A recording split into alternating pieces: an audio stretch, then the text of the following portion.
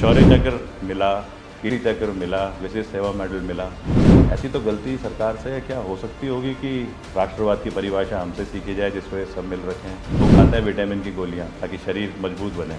अजय कोटियाल के शरीर में 2 स्प्लिंटर हैं, 2 लोहे की गोलियां हैं। तो राष्ट्रवाद हमसे तो मतलब शायद इसकी डेफिनेशन तो हमें बिल्कुल भी नहीं पता होगी। मेरे को पता नहीं कि राष्ट्रवाद की परिभाषा क्या होती है, लेकिन मेरे को ये चीज़ तो पता है कि हम लोग ना जज्बे से काम करने वाले लोग हैं। पॉलिटिकल अधिकारी, हमारे जो अच्छे जानने वाले नेता हैं अलग अलग राष्ट्रीय पार्टी के, वो दिल्ली में शायद राष्ट्रवाद की परिभाषा समझने के लिए बैठे हैं। दिल्ली में जब पत्रकारों ने मुख्यमंत्री तीरथ सिंह रावत से आम आदमी पार्टी को लेकर सवाल किया तो उन्होंने ये जवाब दिया कि उत्तराखंड के लोग देशभक्त हैं, राष्ट्रवादी हैं, वो जानते हैं कि उत्तराखंड के लिए क्या सही है क्या गलत है। इस पर आप क्या कहना चाहेंगे? इस पर क्या बोलना है? इस पर एक लड़का था, वो भर्ती हुआ सिपाही गढ़वाल राइफल में। उसके बाद मेहनत करके उसने कमीशन लिया इंडियन आर्मी में।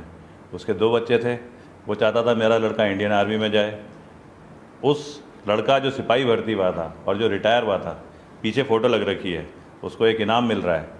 सत्यशरण कोटियाल, आईजी रिटायर्ड। उसकी हमेशा इच्छा थी उसका लड़का अजय कोटियाल ज्वाइन करे यूनिफॉर्म फोर्सेस। अजय कोटियाल 20 साल की उम्र में चले जाता है इंडियन आर्मी में। कहते हैं कारगिल युद्ध है, अजय कोटियाल तो पूरे उसमें रहा, लेकिन उसे कहाँ आएगी राष्ट्रवाद की भाषा। लोग खाते हैं विटामिन की गोलियां ताकि शरीर मजबूत बने। अजय कोटियाल के शरीर में 2 स्प्लिंटर हैं, 2 लोहे की गोलियां हैं। तो राष्ट्रवाद हमसे तो मतलब शायद इसकी डेफिनेशन तो हमें बिल्कुल भी नहीं पता होगी। शौर्य चक्र मिला, कीर्ति चक्र मिला, विशिष्ट सेवा मेडल मिला। ऐसी तो गलती सरकार से क्या हो सकती होगी कि राष्ट्रवाद की परिभाषा हमसे सीखी जाए जिसको ये सब मिल रखे हैं। अभी हम रिटायर हो गए। रिटायर होने के बाद में बर्मा में हमारा किडनैप हो गया, हमारे साथ एक इंजीनियर मारा गया। एक इंटरनेशनल प्रोजेक्ट था, उसके बारे में ना ज़्यादा बोल नहीं सकता हूँ क्योंकि कॉन्फिडेंशियल कई एक्टिविटीज़ होती हैं, तो हमको तो राष्ट्रवाद बिल्कुल भी नहीं आता होगा। एक आदमी है जो शादीशुदा नहीं है, अपनी पूरी तनख्वाह युवाओं की ट्रेनिंग पे लगाता है। वो युवा भर्ती होते हैं इंडियन आर्मी में। जब पुलवामा में अटैक हुआ था, उसके बाद में जब गढ़वाल राइफल की एक पलटन शोपियाँ पुलवामा में डिप्लॉयड थी, उस टाइम पे इसी इन लड़के जिनको कि हमारी तनख्वाह से ट्रेनिंग लेकर के भर्ती होने का मौका मिला, वो शहीद हो जाता है। तो हमको क्या आती होगी किसी के अंदर कैसे राष्ट्रवाद की भाषा पैदा करें। 10,000 लड़के इंडियन आर्मी में भर्ती हुए हैं यूथ फाउंडेशन कैंप से। मेरे को तो नहीं लगता कि वो हमारे दुश्मन पाकिस्तान की आर्मी में गए होंगे। कौन सी राष्ट्रवाद हमें आती है? तो मेरे को पता नहीं कि राष्ट्रवाद की परिभाषा क्या होती है, लेकिन मेरे को ये चीज़ तो पता है कि हम लोग ना जज्बे से काम करने वाले लोग हैं। ये वो देश को बचाने के लिए 24 घंटे बॉर्डर पे रहती है। सियाचिन ग्लेशियर में वो ताश खेलती है जहाँ पे कि -30 डिग्री टेम्परेचर होता है। वो वाला मेथड जो ये ऑर्गेनाइजेशन सिखाती है, जिसको देख करके कर्नल अजय कोटियाल ने केदारनाथ का पुनर्निर्माण शुरू करा, जबकि सब सरकारों ने बोल दिया था अगले 3-4 साल तक यहाँ पे काम नहीं हो सकता। अब राष्ट्रवाद की परिभाषा ना मेरे को कहीं कोई अच्छी सी डिक्शनरी लेनी पड़ेगी और उससे सीखनी पड़ेगी।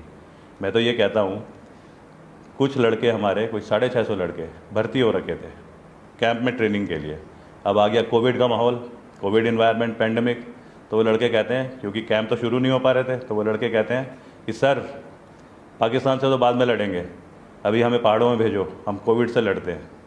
मेरे को ये समझ में नहीं आता, आज ये सारे लड़के अपने अपने अंदर भावना लेकर के उस बायोलॉजिकल वॉरफेयर से लड़ रहे हैं।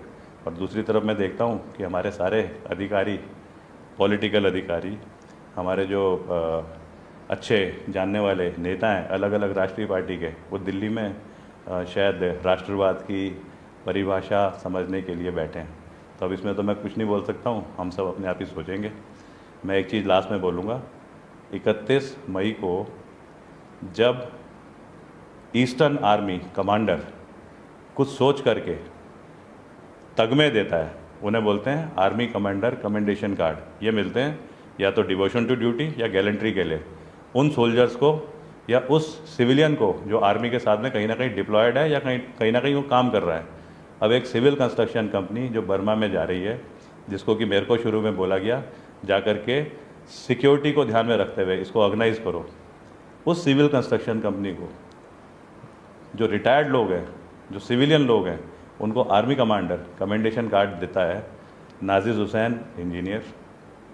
Captain Tejpal, Garhwal rifle, civil company, colonel Ajay Kotiyal, coordinator civil company. तो राष्ट्रवाद की भाषा तो मेरे को वाकई में कहीं ना कहीं दोबारा से उस ऑर्गेनाइजेशन को जा कर के, इंडियन आर्मी वहाँ पे जा कर के ज्वाइन करके सीखनी पड़ेगी। आप लोग खुद सोचिए क्या राष्ट्रवाद